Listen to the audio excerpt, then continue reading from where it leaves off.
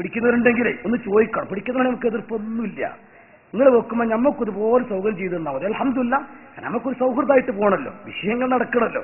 ഇതിലൊരു 10 വോട്ട് ആരൊക്കെ ജയിക്കണ വിഷയമൊന്നും പതിയിലില്ല. മാറും മറ്റേ ഏതെങ്കിലും നേട്ടങ്ങളോ അതില്ല. നമ്മളിത് പിടിക്കുന്നത് ഞാൻ എൻ്റെ മൗലവിക്ക് കൊടുക്കാം, മൗലവിൻ്റെ എനിക്കും തരാം, മൗലവി പിടിക്കുന്ന പ്രസംഗം സമയത്ത് നമ്മളെ പിടിക്കാൻ സൗകര്യം ഏർപ്പെടുത്തി തരാം. അൽഹംദുലില്ലാ, അങ്ങനെ വേണ്ടത്, മനുഷ്യത്വമോ ചെയ്യേണ്ടത്. പക്ഷെ ശ്രദ്ധിക്കണം, ഒരു പിടിക്കല് മാത്രം, അതിന്റെ സ്വിച്ച് മാത്രം ശ്രദ്ധിക്കരുത്, പ്രസംഗം കൂടെ ശ്രദ്ധിക്കുക. എങ്കിലെ കാരണം പിടിച്ചോണ്ട് ക്ലിയർ കുറഞ്ഞിട്ടുണ്ടെങ്കിൽ മൗലവിക്ക് വിശദീകരിച്ചു കൊടുക്കണമെങ്കിൽ നിങ്ങൾക്ക് അറിയേണ്ടി വരും. അതിനുവേണ്ടി നിങ്ങൾ കേട്ടോ. പേരോത്സാദനെ വിമർശിക്കാൻ വേണ്ടി മാത്രം കേസറ്റ് കേട്ടാൽ ഇന്ന് സുന്നത്തമായത്ത സജീവ പ്രവർത്തകനാണ്. അള്ളാഹു നമ്മളെ പിടിക്കുന്നവർക്കൊക്കെ ഹിദായത്ത് കൊടുക്കുമാറാകട്ടെ. ഞാൻ പറഞ്ഞുകൊണ്ട് വന്നത് എന്താണ്? സ്നേഹമുള്ളതുകൊണ്ട് ഇപ്പൊ ഞാൻ ഇത് ദേഷ്യം ഉണ്ടെങ്കിൽ അത് വേർക്കും. അപ്പൊ ഏതാവട്ടെ, ഞാൻ പറഞ്ഞുകൊണ്ട് വന്നത് ഈ രീതിയിൽ മന്ത്രത്തെ സംബന്ധിച്ച് വളരെ നിശ്ചിതമായിട്ട് വിമർശിച്ച ആളുകൾ, അതേ ആള് പറയുന്നത് മന്ത്രിച്ചൂര്യ കുട്ടി അങ്ങോട്ട് ഉറങ്ങൂന്നാണ്.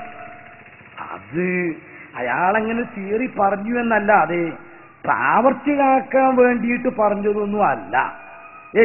അത് പ്രാവർത്തികാക്കാൻ വേണ്ടി പറഞ്ഞതൊന്നും അല്ല.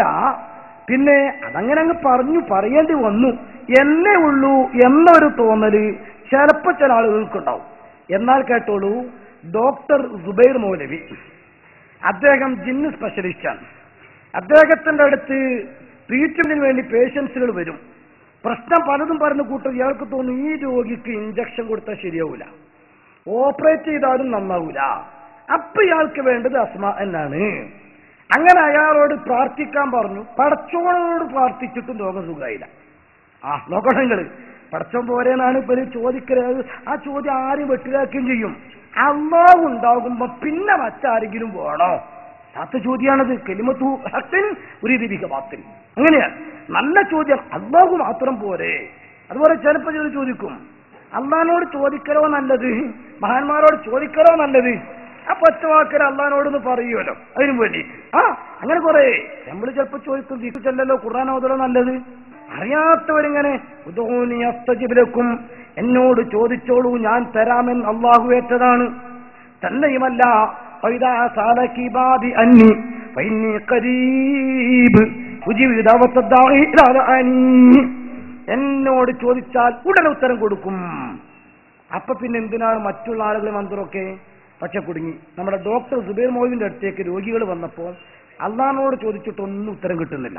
ലാസ്റ്റ് അയാൾ എന്ത് ചെയ്തു? നിങ്ങള് 1 നമ്പർ മന്ത്രം ഡയറക്റ്റ് അല്ല, വെള്ളത്തിലേക്ക് മന്ത്രിച്ചൂതിന്ന. എന്നിട്ട് ആ വെള്ളം കുടഞ്ഞപ്പോ ശൈത്താൻ പോയി. അല്ലാഹ് മുജറബ. അനുഭവജ്ഞാന അയാൾ പറയാണ്. അത് ഞാൻ പറയുന്നതൊന്നും പത്തപ്പിന് ഈ തമാശയാക്കിയിട്ടാ പറയുന്നത്, വെറുതെ പറയാവും. എന്നാ കാര്യത്തിൽ കേൾക്കണ്ടേ? കേട്ടോളൂ മൗലവിന്റെ തന്നെ. എന്റെ അടുത്ത് മതം മാറി വന്ന ചില ആളുകൾ വന്ന് പറഞ്ഞെന്ന് വെച്ചാല്, ഒരു സുഹൃത്ത് പറഞ്ഞത് പുള്ളി നമസ്കരിക്കാൻ നിന്നാൽ യേശുവിന്റെ രൂപം മുന്നിൽ നിൽക്കുന്നതാണ്. യേശുവിന്റെ രൂപം മുന്നിൽ നിൽക്കും, എത്ര കാണിച്ചാലും അത് പോവില്ല. എന്നിട്ട് അദ്ദേഹം എന്ത് വിചാരിച്ചു, എന്നാൽ ഞാൻ ഇത് പോകാൻ വേണ്ടിയിട്ട് അല്ലാഹൂന്ന് ഇങ്ങനെ വലിയ അക്ഷരത്തിൽ എഴുതിയത് മനസ്സിൽ കണ്ട അതിന്റെ മുന്നിൽ നമസ്കരിക്കാന്ന് വിചാരിച്ചു. എന്നാലും ഇതങ്ങൾ പോയിക്കുന്നു, അപ്പോൾ ഇത് പോവില്ല. അങ്ങനെ ഇയാൾ എൻ്റെ അടുത്ത് വന്നപ്പോൾ ഞാൻ പറഞ്ഞു, നിങ്ങൾ പ്രാർത്ഥിച്ചാൽ മതി. അങ്ങനെ ഞാൻ മടക്കി വെച്ചു.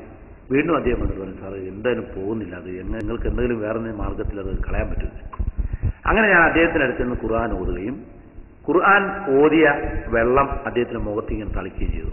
അപ്പൊ ഈ രൂപ പ്രത്യക്ഷമായി. പിന്നെ രൂപം വന്നിട്ടില്ല എന്നാണ്.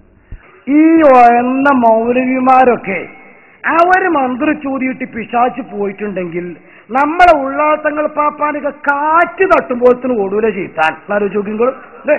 അല്ല ആലോചിക്കോങ്ങള്.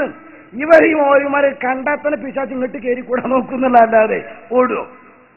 അതേ സമയത്ത് നമ്മുടെ സാദാത്യങ്ങൾ ദിക്ർ ചൊല്ലിക്കൊണ്ടിരിക്കുന്ന എപ്പോഴും മന്ത്രവും അതേപോലെ തന്നെ ദുആ സമ്മേളനവും അതുപോലെ തന്നെ നല്ല കാര്യങ്ങളൊക്കെ ചെയ്തുകൊണ്ടിരിക്കുന്ന നമ്മുടെ സാദാത്യങ്ങൾ, നമ്മുടെ ഉസ്താദുമാർ, നമ്മുടെ പണ്ഡിതർ, നമ്മുടെ നേതാക്കൾ, ഇവരൊക്കെ മന്ത്രിച്ചൂതിയ ശൈത്താൻ ഓടുമെന്ന് ഉറപ്പല്ലേ? ഇനി ശബ്ദം കേൾക്കുന്ന കൂട്ടത്തിൽ ഏതെങ്കിലും മുജാഹിദ് കുടുങ്ങിപ്പോയവരോ ജമാഅത്ത് ഇസ്ലാമി കൊള്ളാം എന്ന് ധരിച്ചവരോ ഉണ്ടെങ്കിൽ നിങ്ങൾക്കൊരു പുനർവിചിന്തനത്തിന് ഇപ്പൊ സമയമല്ലേ? ഏത് അപ്പൊ ഞങ്ങളെ മൗലിമാർ ഇത് മന്ത്ര ശിർക്ക തെറ്റാന്ന് പറഞ്ഞാൽ എന്റെ വലിയപ്പം മരിച്ചുപോയില്ലേ, എത്ര ആളുകൾ വന്നിട്ട് പറഞ്ഞു ആ മൊല്ലാക്കടുത്തൊന്ന് കൊണ്ടുപോയിക്കോ, ആ തങ്ങളെടുത്തൊന്ന് കൊണ്ടുപോയിക്കോ. ഡോക്ടർമാരെ വിട്ടിട്ട് കളിയില്ല, ആള് കാലിയായി പോയില്ലേ. ഇപ്പൊ വല്ലിപ്പ ജീവിച്ചിരിപ്പുണ്ടെങ്കിൽ മൗലവിന്റെ അടുത്ത് മന്ത്രിക്കാൻ കൊണ്ടുപോകായിരുന്നല്ലോ. ആ ജിബിലിന് ഇയാൾ അടുത്ത് വന്നിട്ടില്ല എന്ന് ഉറപ്പല്ലേ? ഈ മൗലിമാരെ കൂടെ നിന്നാൽ എന്റെ കുടുംബം തകരും. നിങ്ങൾ മനസ്സിലാക്കിക്കോ. മനസ്സിലാക്കി വേണമെങ്കിൽ സുന്നിക്ക് ആളെ കുറവില്ല. നിങ്ങൾക്കറിയാലോ, സുന്നികൾക്ക് ഇപ്പൊ ആളെ കുറവില്ല, ആള് കൂടിയിട്ടാ തകരാറ്. പല സ്ഥലത്തും പള്ളികളൊക്കെ പിന്നെ രണ്ടാം തട്ട് എടുക്കേണ്ടിരുന്ന ആള് കൂടിയിട്ടാൽ ഓരോ സ്ഥലത്തും അങ്ങനെയാണ്.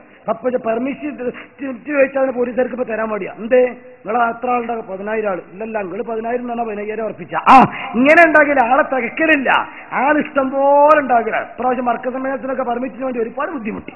കാരണം റോഡ് ബ്ലോക്ക് ആവുന്നതാണ്. അപ്പൊ ആള് കുറവ് ഞങ്ങൾക്കില്ല. അൽഹംദുലില്ലാഹി അലാ കുല്ലി ഹാൽ അമ്മാ ബി നിഅമത്തി റബ്ബിക ഫഹദിസ്.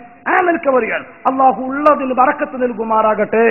പക്ഷേ മുജാഹിദിലും ജമാഅത്തിലും കുടുങ്ങിപ്പോയവര് ഇല്ലെങ്കിൽ അവർക്ക് എന്താ കുഴപ്പമെന്ന് ചിന്തിക്കുന്നുണ്ടെങ്കിൽ ആലോചിക്കുക. ഈ രീതിയിൽ വൈരുദ്ധ്യം പറഞ്ഞാലോ. ഇതിന് അവിടെ മാത്രമല്ല, ഈ സിഹ്ർ എന്ന് പറഞ്ഞൊരു കാര്യം ഉണ്ടല്ലോ.